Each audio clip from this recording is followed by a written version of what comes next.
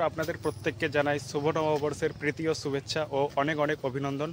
তো নতুন বছরটা আপনাদের অনেক অনেক ভালো কাটুক, এটাই আমি চাইবো। আজকে আমি এখন যাচ্ছি কলকাতার সবথেকে বড় রাম মন্দিরে, তো যেখানে একটা টোটাল 151 ফুটের একটা হনুমান মূর্তি রয়েছে, যেটা কলকাতার সবথেকে বড় হনুমান মন্দির। তো আজকে সেই মন্দিরে আপনাদেরকে ভিডিও করে দেখাবো, কারণ আর কয়েকদিনের মধ্যেই কিন্তু শুরু হতে চলেছে রামনবমী। তো চলুন ভিডিওটি শুরু করা যাক। তো এখন আমি যাচ্ছি নিউ টাউনের ইকো পার্ক, আর আমি ইকো পার্কের 4 নম্বর গেটের সামনে নামবো, আর ওখান থেকে কিভাবে যাব আপনাদেরকে টোটাল ডিটেলসটা এই ভিডিওর মাধ্যমে বলছি। তো ভিডিওটা দেখতে থাকুন। ইকো পার্কের 4 নম্বর গেট, আর আমি নেমেছিলাম এদিকটায় বাস থেকে, আর ওখানে বাসে নামার পর ওখান থেকে জাস্ট সাবওয়েতে করে আমি এলাম এই পারে। আর এই যে দেখতে পাচ্ছেন ইকো পার্কের 4 নম্বর গেটের পাশ দিয়ে যে সোজা রাস্তাটা চলে যাচ্ছে, এই সোজা রাস্তাটা গেলেই কিন্তু রাম মন্দির। মাত্র এখান থেকে 10-15 মিনিট হাঁটতে লাগবে, আর এখান থেকে আপনারা টোটো পেয়ে যাবেন। তো টোটোতে করেও আপনারা চালিয়ে যেতে পারেন। তো এখন যেহেতু একদম সকালবেলা, তো আমি এখানে কোনো টোটো বা কিছু দেখতে পাচ্ছি না, কোনো গাড়ি। তো আমাকে এখন পায়ে হেঁটেই যেতে হবে। তো চলুন দেখা যাক কতক্ষণ লাগে।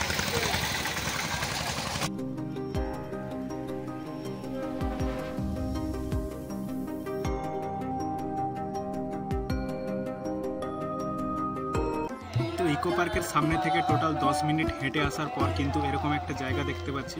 এটা হলো মন্দিরের ব্যাক সাইড, আর এই যে জায়গাটা দেখতে পাচ্ছেন এটা হলো মন্দিরের ফ্রন্ট সাইড। তো মন্দিরের সামনে অনেকগুলো দোকান রয়েছে, যেখান থেকে আপনারা মন্দিরের পুজোর যে ডালি রয়েছে সেই ডালিগুলো পেয়ে যাবেন, বিভিন্ন রকম দামে রয়েছে।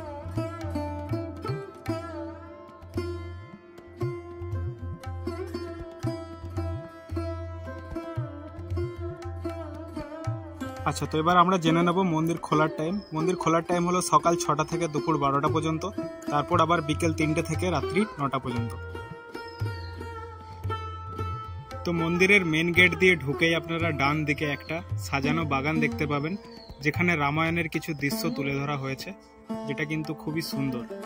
আর এখানে কয়েকটা পাখির খাঁচা রয়েছে, মানে পাখির খাঁচাতে এরকম সুন্দর সুন্দর পাখি রয়েছে, যেগুলো দেখতে কিন্তু অসাধারণ লাগছে। তো রাবণ যখন সীতা মাতাকে অপহরণ করে নিয়ে যায়, সবার প্রথম কিন্তু জটায়ু পাখি দেখতে পায়, আর জটায়ু পাখি দেখতে পাওয়ার পর সীতা মাতার পেছন ধাওয়া করে, আর ধাওয়া করার সময় রাবণ তার ডানা কেটে দেয়। তো সেই ডানা কাটার যে দৃশ্যটা এখানে কিন্তু দেখানো রয়েছে। তো এরকম অনেক ছোট ছোট রামায়ণের দৃশ্য কিন্তু এই বাগানটির মধ্যে রয়েছে। এর পাশেই রয়েছে মূল আকর্ষণ, যেটি 151 ফিটের একটি হনুমানজির মূর্তি।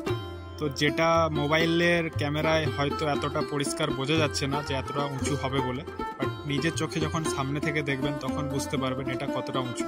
আর পেছনের বিল্ডিংটা দেখে নিশ্চয়ই আপনার মনেই হচ্ছে, পেছনে যে বিল্ডিংটা রয়েছে ওটা প্রায় 5 তলা উঁচু হবে। তার থেকেও কিন্তু হনুমানজির মূর্তিটি অনেকটা লম্বা।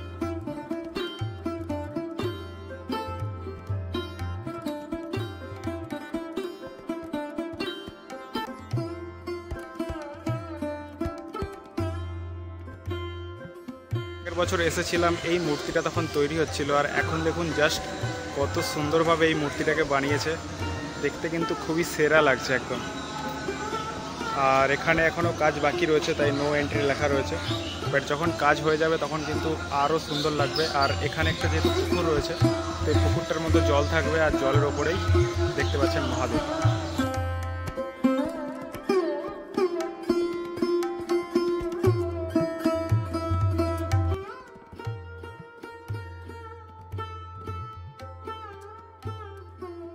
মেন মন্দিরে ঢোকার আগে আরও একটি গেট রয়েছে, আর গেটের সামনেটা খুব সুন্দরভাবে কিন্তু সাজানো রয়েছে।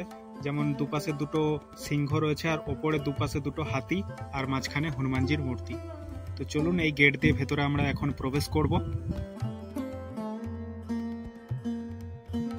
তো আমরা মেন গেট দিয়ে প্রবেশ করার পরেই কিন্তু এখানে ভেতরে অসংখ্য মূর্তি দেখতে পাচ্ছি, এবং এখানে বিভিন্ন রকমের গাছ দেখতে পাচ্ছি, বট গাছ বা বিভিন্ন রকম গাছ রয়েছে। আর এর পাশেই কিন্তু আমাদের মেন মন্দির, আর মন্দিরের পাশে একটি রথ রয়েছে, আর তার সামনে একটি বাঘ দেখতে পাচ্ছি। আর এই রথের মধ্যে প্রায় 7টি ঘোড়া রয়েছে, 7টি ঘোড়া এই রথটিকে টেনে নিয়ে যেত। আর ভেতরে একটা ঠাকুরের মূর্তি দেখতে পাচ্ছি, আই থিঙ্ক শ্রীকৃষ্ণ হবে। আর এই বট গাছটা দেখুন, এখানটায় জাস্ট আলাদাই একটা ফিল মনে হচ্ছে জায়গাটাতে। তো এখানে সামনে অনেক দেবদেবীর মূর্তি রয়েছে, আর ভেতরের মন্দিরের আপনাদেরকে বলে রাখি ভেতরে ভিডিও করা বারণ রয়েছে, তাই আমি আপনাদেরকে বাইরের যে ঠাকুরগুলো রয়েছে সেগুলোই আপাতত দেখাচ্ছি। আপনারা এখানে যখন আসবেন অবশ্যই ভেতরের ঠাকুর দর্শন করে নেবেন। তো এখানে এসে সব কিছুই ঠিক লাগলো, বাট একটা জিনিসই আমার খারাপ লাগলো যে এখানে একটাও বাংলাতে কোনো কিছু লেখা নেই। যেহেতু এটা কলকাতার মধ্যে রয়েছে তাই বাংলা লেখাটা অবশ্যই দরকার ছিল, যেহেতু আমরা বাঙালি হিসেবে এটাই চাইবো। আর আজকে পয়লা বৈশাখের দিন, তো অবশ্যই আমি চাইতাম যে এখানে কিছু বাংলা লেখা দেখতে, বাট এখানে দুঃখের বিষয় হলো একটাও কোনো বাংলাতে লেখাই নেই। তো কি মন্দির না মন্দির একটু আধটু আমি হিন্দি পড়তে জানি, তাই মোটামুটি বুঝতে পারছি, বাট পরিষ্কার কিন্তু আমি বুঝতে পারছি না কোনটা কোন মন্দির।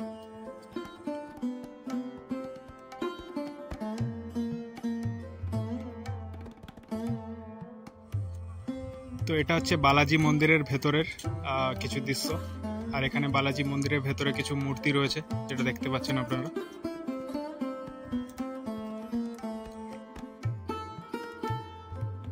তো এই মন্দিরের ভেতরে যাওয়ার আরও একটা রাস্তা রয়েছে, এই যে এখানে দেখতে পাচ্ছেন তালা দেওয়া রয়েছে, এই সাপের মুখের ভেতর দিয়ে কিন্তু এই মন্দিরের ভেতরে যাওয়া যায়, যেটি এখন বন্ধ রয়েছে।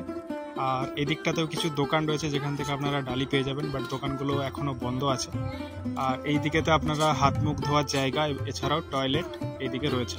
আর এই দিকে ছোট্ট একটা পার্কের মতো রয়েছে, আর যেই পার্কের পাশেই একটা পুকুর মতো রয়েছে, আর সেই পুকুরের ওপরেই কিন্তু যে শিব ঠাকুরের মূর্তিটা আপনাদেরকে দেখিয়েছিলাম সেটা কিন্তু এখানেই রয়েছে। এই যে একটুখানি এলেই দেখুন অনেকগুলো বসার জায়গা, আর এই দিকটা দেখুন সেই শিবের মূর্তিটি। যাওয়ার আগে এখানে অনেকগুলো স্ট্রিট ফুডের দোকান রয়েছে। তো এখন যদিও সকালবেলা একদম সকাল 7টা বাজে, তাই জন্য দোকানগুলো সব বন্ধ আছে, বাট সন্ধ্যের দিকে আই থিঙ্ক খোলে দোকানগুলো, বা বিকেলের দিকে বা বেলার দিকে হয়তো খোলে কিছু কিছু দোকান।